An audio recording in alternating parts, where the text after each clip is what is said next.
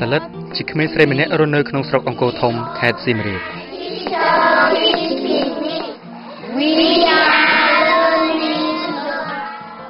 សម្រាប់ក្មេងស្រីវ័យ21ឆ្នាំរូបនេះសាឡិតរៀនភាសាអង់គ្លេសធ្វើឲ្យជីវិតរបស់នាងប្រសើរឡើង5ឆ្នាំមុននាងរស់នៅជាមួយបងប្អូនបង្កើត7នាក់និងឪពុកម្ដាយគ្រួសារនាងជាគ្រួសារក្រីក្រក្នុងភូមិមួយដែលធ្វើដំណើរប្រមាណ1ម៉ោងពីប្រាសាទអង្គរវត្តដ៏ល្បីល្បាញសាឡិតជាក្មេងស្រីម្នាក់ក្នុងចំណោមក្មេងស្រីតាមទីជនបទជាច្រើនដែលញោមញីដោយភាពក្រីក្របានបង្ខំចិត្តបោះបង់ការសិក្សានៅកម្រិតអនុវិទ្យាល័យ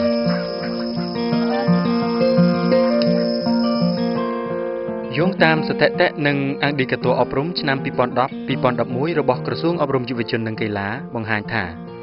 អត្រានៃការបោះបង់ចោលការសិក្សាកម្រិតអនុវិទ្យាល័យសម្រាប់ក្មេងស្រីនៅជនបទគឺមានកម្រិតខ្ពស់ជាងប្រហែល2ដងធៀបទៅនឹងទីប្រជុំជន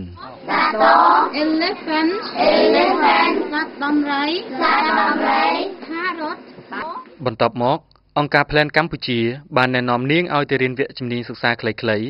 ហើយនាងក៏បានជ្រើសរើសរៀនផ្នែកសេវាភោជនីយដ្ឋានក្នុងចំណោមជំនាញទាំង4នោះខ្ញុំបានជ្រើសរើសជំនាញមួយគឺជំនាញរេស្តូរ៉ង់ព្រោះជំនាញហ្នឹងគឺ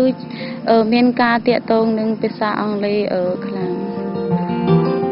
យោងតាមសេចក្តីរាយការណ៍អំពីយុទ្ធនាការដោយសារខ្ញុំជាកុមារីរបស់អង្គការ Plan អន្តរជាតិឆ្នាំ2012បង្ហាញថាក្មេងស្រីរស់នៅតំបន់ដាច់ស្រយាលក្រីក្រ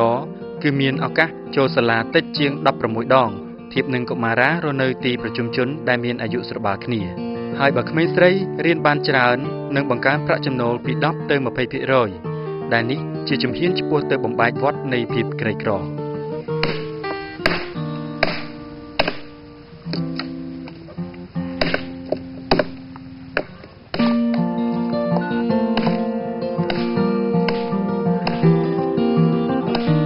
ដែលមានតម្រូវការនៅលើទីផ្សារការងារនាំពន្លឺថ្មីនៃក្តីសង្ឃឹមដល់គ្រួសារសាឡិត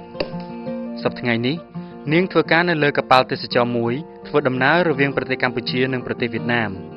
ហើយនាងជាអ្នកក្រឡុកស្រាសម្រាប់ភ្ញៀវទេសចរដែលពួកគេចំណាយលុយជាច្រើនរយដុល្លារសម្រាប់ការស្នាក់នៅមួយយប់លើកប៉ាល់ជិត1ឆ្នាំដែលខ្ញុំបានរៀនជំនាញវិជ្ជាជីវៈនោះចប់គឺខ្ញុំបានការងារមួយធ្វើនៅកប៉ាល់ទេសចរដែលដឹកភ្ញៀវទេសចរពីប្រទេសវៀតណាម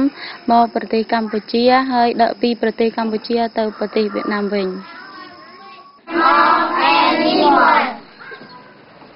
សាឡិតទទួលបានការងារនេះពីព្រោះនាងចេះភាសាអង់គ្លេសនិងទទួលបានវគ្គបណ្ដុះបណ្ដាលផ្នែកភោជនីយដ្ឋានឥឡូវនេះនាងផ្ញើលុយ$200ស្មើនឹង$80,000រៀលមកប្រទេសជារៀងរាល់ខែជួយឲ្យគ្រួសារផុតចាកពីភាពក្រីក្រលុយដែលទទួលបាននឹងគឺខ្ញុំបានជូនដល់ឪពុកម្ដាយខ្ញុំគាត់បានរៀបចំការសង់ផ្ទះហើយនឹងទិញម៉ូតូដើម្បីឲ្យប្អូនស្រីខ្ញុំប្អូនប្រុសរបស់ខ្ញុំធ្វើការជាទៅរៀនហើយនឹងឲ្យឪពុករបស់ខ្ញុំមានមុខរបរមួយទៀតគឺការធ្វើកសិកម្មគឺការចិញ្ចឹមមាន់ទាដើម្បី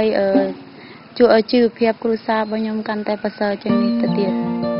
យោងតាមសេចក្តីរាយការណ៍អំពីយុទ្ធនាការដោយសារខ្ញុំជាកុមារីរបស់អង្គការ Plan អន្តរជាតិឆ្នាំ2009បង្ហាញថា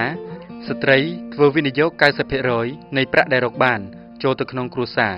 ចំណែកបុរសវិនិយោគ 30 ទៅ 40%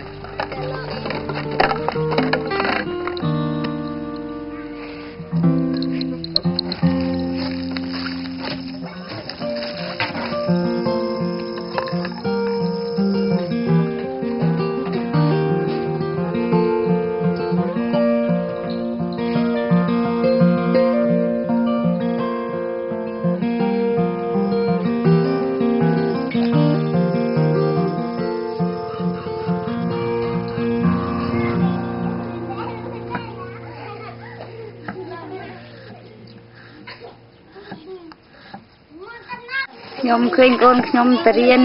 អង់គ្លេសរាល់ល្ងាចជាមួយអ្នកគ្រូសាលារៀនខ្ញុំសប្បាយចិត្តណាស់ខ្ញុំមានអុយចេះកូនទេខ្ញុំបានតែកូនរៀនចេះបានការងារធ្វើដោយអ្នកគ្រូសាលាខ្ញុំសប្បាយចិត្តណាស់ម៉ែខ្ញុំរៀនណា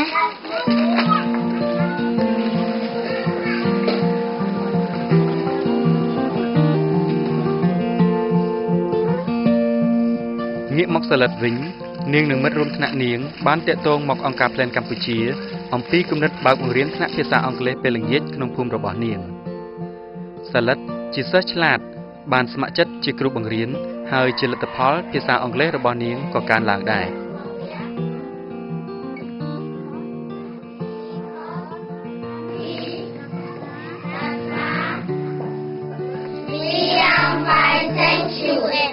ខ្ញុំក៏មិនភ្លេចថ្នាក់បង្រៀនភាសាអង់គ្លេសនៅពេលល្ងាចនៅផ្ទះខ្ញុំដែរដូចនៅពេលដែលខ្ញុំរវល់ទៅធ្វើការគឺខ្ញុំបានសាលីនដែលជាប្អូនស្រីរបស់ខ្ញុំបរៀនជំនួសហើយនៅពេលដែលខ្ញុំមាន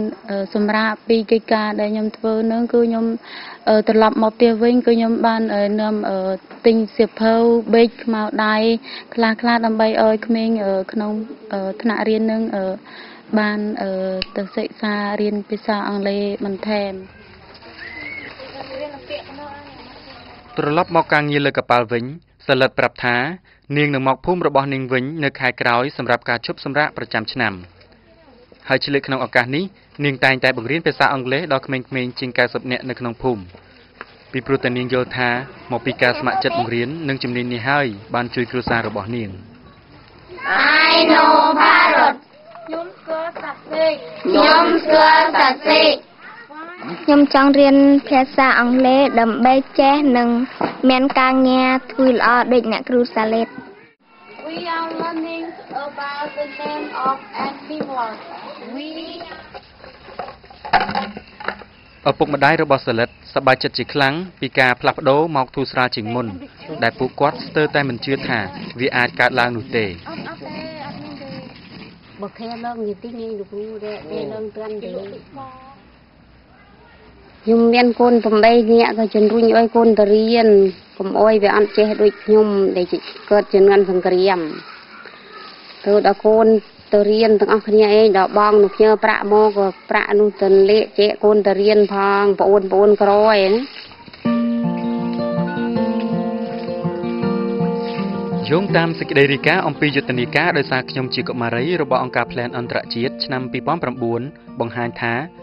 ប្រសិនបើស្ត្រីជាច្រើនសកម្មនៅក្នុងការរកប្រាក់ចំណូលនិងមានស្ត្រីរៀបការនៅវ័យក្មេងមានចំនួនតិចការមានការងារធ្វើផ្សារភ្ជាប់ទៅនឹងការពន្យាពេលរៀបការនិងការមានកូនក្នុងជីវិតការពន្យាពេលរៀបការការមានកូនតិចបង្កើតការផ្លាស់ប្ដូរសេដ្ឋកិច្ចបង្កើនដើមទុនការសន្សំខ្ពស់និងបង្កើនការរីកចម្រើនយ៉ាងឆាប់រហ័ស